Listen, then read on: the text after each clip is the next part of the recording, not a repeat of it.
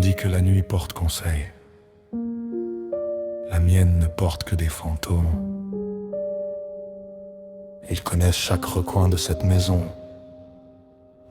Ils s'assoient à côté de moi quand tout le monde dort. Ils me parlent avec ta voix. Ils me montrent des souvenirs que je n'avais pourtant pas invités. Je revois tes yeux, je revois tes mains.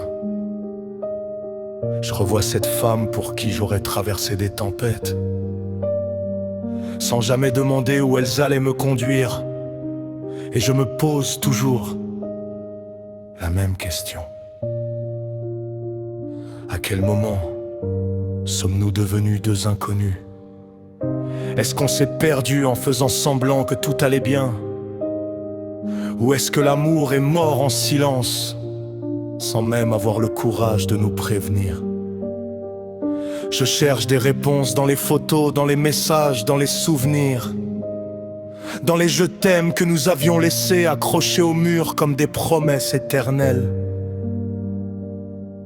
Et je n'y trouve que des morceaux de nous, des morceaux qui coupent encore. Tu sais, il y a des jours où je voudrais te raconter ma journée, te dire que les enfants ont grandi, qu'ils ont ri, qu'ils ont fait des bêtises, qu'ils parlent de toi, qu'ils te cherchent encore dans certains gestes, dans certaines habitudes, dans certains silences. Et puis je me rappelle que je parle au vide, alors je me tais, parce que parfois le silence fait moins mal que l'absence de réponse. Je ne suis pas en colère, enfin, c'est ce que je répète. Mais au fond de moi, il y a une tempête. Pas contre toi, contre la vie, contre ce destin qui a choisi de frapper toujours un peu plus fort, comme si perdre celle que j'aimais ne suffisait pas. Comme si le combat qui se jouait dans ma tête avait décidé lui aussi de prendre sa place.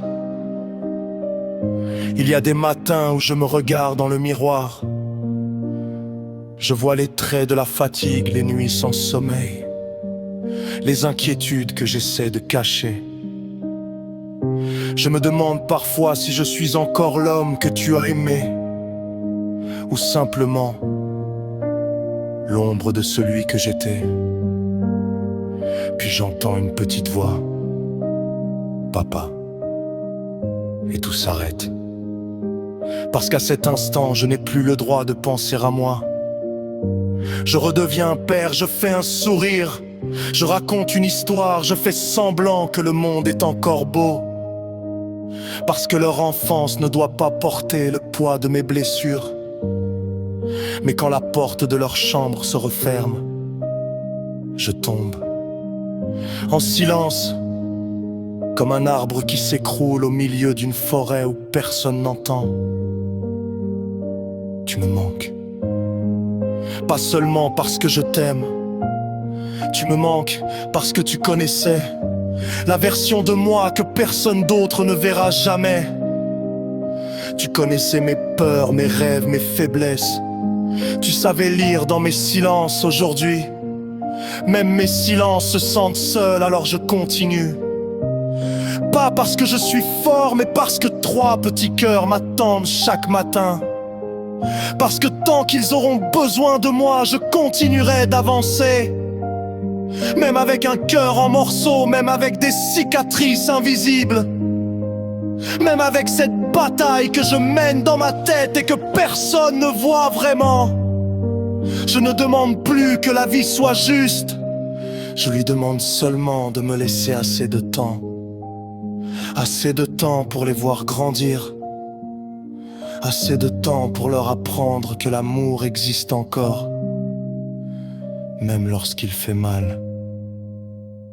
Et si un jour tu repenses à nous, ne pense pas seulement à notre fin. Souviens-toi de tout ce que nous avons construit, des rires, des larmes, des bras qui se cherchaient, des rêves que nous avions. Parce qu'au fond, malgré les ruines,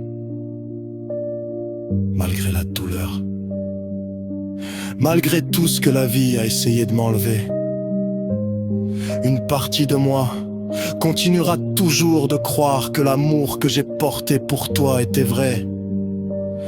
Et les vérités, elles ne disparaissent jamais, elles vivent en silence.